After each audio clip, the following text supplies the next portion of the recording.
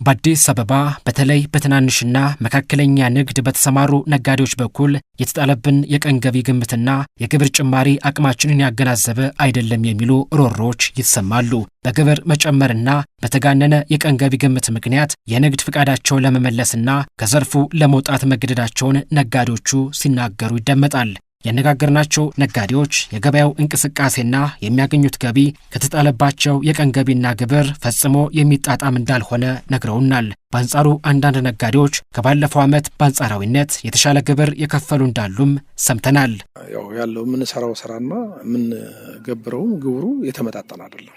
ግብር ግዴታችን ነው። ለመንግስት ግብር ከሌለ መንገድ የለም፣ ስራዎች የሉም፣ መኖር አንችልም። ያንን ሳይሆን ግብር የተመጣጠነ ቢሆን በዚህ ላይ አሁን ስንት ጫና አለባት መሰለ። ቤተሰብ አስተዳድሬ ትራንስፖርት ከፍዬ እኔ እንጃ ብቻ እኔ እንዴት ብዬ እንደምነግርህ እኔ በዚህ እድሜ ምን ማድረግ እንደምችል ግራ ገብቶኝ ቤተሰብ አሁን ተዚህ ብለ ልክ ስራ ውሏል ተብዬ ነው ዛሬ ቤት ውስጥ የምጠበቀው። እንዴት ታውቃለህ አንተ የኑሮን ሁኔታ እና እነዚህ ነገሮች ወይ አንድ የኑሮን ሁኔታ ያለውን ነገር መንግስት የሚያረጋጋበትን ሁኔታ፣ የገበያ ሁኔታዎች የሚቃኑበትን ሁኔታ፣ ግብር ዝም ብሎ በለው ላይ መቆለል ሳይሆን ግብሮችን እኮ ነገ ተነገ ወዲያ እናጣቸውም እኮ አንከፍልም አይደለም። እያደክ ከመጣ የግድ ያስገድዳል። ተነበረው ላይ ያልሰራሁትን አምጥቶ እዚህ ላይ ሲያስቀምጥብኝ እኔ እውነቴን ነው ምንም ትናገርም መፍትሄ እስከሌለው ድረስ ዝም ብለህ ቁጭ ብለህ ሲያልቅ ወደ ቤት መግባት እስካለብኝ ድረስ እዚህ ይህንን እንከፍላለን። ያለው እንቅስቃሴማ ከምናገኘው ገቢ በላይ ነው የከፈለ ነው።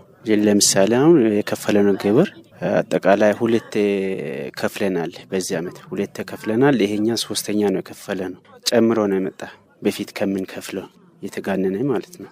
ከፋለ ነው ያው ላለመቀጣት ነው እንጂ በጣም ከፋለ ነው። እቃ ይመጣም ዝም ብለን ሰብስበን ብሩን እንከፍላለን። የሚገዛም የለም። ሰው ወደ ኋላ እየሸሸ ነው። ከስተምር ራሱ እየሸሸ ነው የሚሄደው። እቃ ይጨምራል፣ ያ የሚገዛ ሰው እየቀነሰ ይሄዳል። በጣም ከፍተኛ ከአቅማችን በላይ የሆነው ነገር ከፍለን ነበር አምና። ያ ዘንድሮ ያ ቅጣት ተነስቶ ኖርማል ፍሬ ግብሩን በመክፈል ያው ተመጣጣኝ ትንሽ የበዛም ቢሆን ምክንያቱም ጊዜው ወቅቱ ሰው አቅም ስለሌለ እንቅስቃሴ ብዙም የለም። ቢከብደንም እኛ ማለት ተመጣጣኝ ግብር ዘንድሮ አስከፍሎናል ብለን ነው የምናስበው።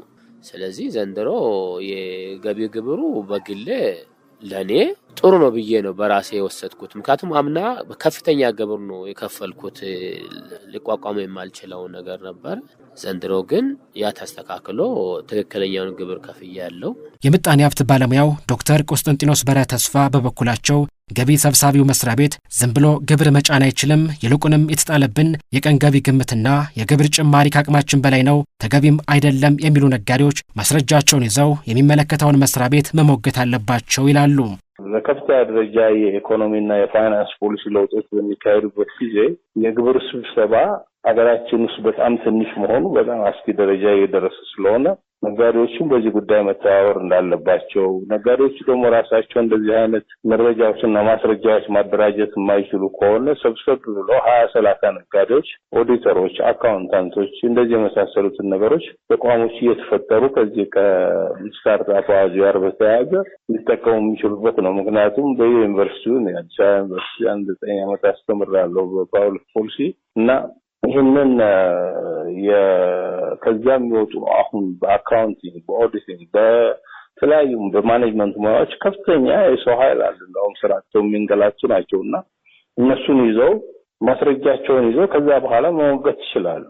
እና ያሞጋች ህብረተሰብ የምንፈጥረው እኮ እንዲሁ መንግስት እንደፈለገ ብቻ ግብር የሚጥልበት ሁኔታ ብቻ ሳይሆን ሄዶ አስረድቶ ከዛ በኋላ የተቋቋሙት የሶስተኛ የመንግስት አካል ፍርድ ቤት አለ።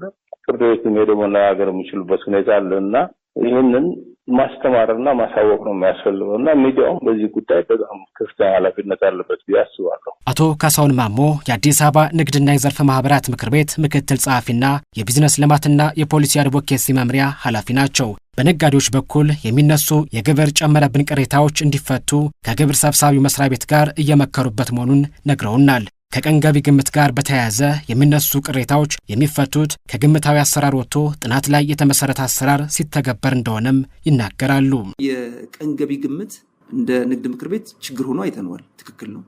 ነገር ግን ይህን ለመፍታት የመማክርቱ ጉባኤው ሰብሳቢ አዲስ አበባ ንግድ ምክር ቤት ነው። የአዲስ አበባ ነጋዴዎች የሚከፍሉትን ገቢ በተመለከተ ከገቢዎች ቢሮ ጋር በመተባበር እየተመካከርን የመማክርቱ ጉባኤ ነው የሚባለው። የመማክርቱ ጉባኤውን የኛ ፕሬዚዳንት ነው የሚመሩት። ችግሮቹ ይቀርባሉ። ለመማክርቱ ጉባኤው አይደንቲፋይ አድርገናል። በጥናት ላይ እየተመሰረተ ነው። አንዱ የቀን ገቢ ግምት ይሆናል።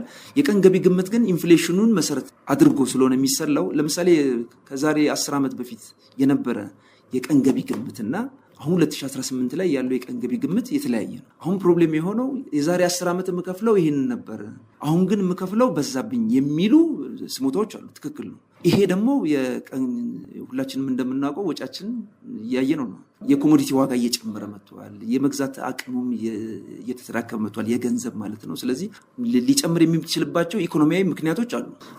ግምት የሚለው ወደ ጥናት መቀየር አለበት። በግምት የሚሰራው ኢትዮጵያ ውስጥ ብቻ ነው። በነገራችን ላይ በትክክለኛ ዋጋ እስከ መስራት የደረሱ ሀገራት አሉ።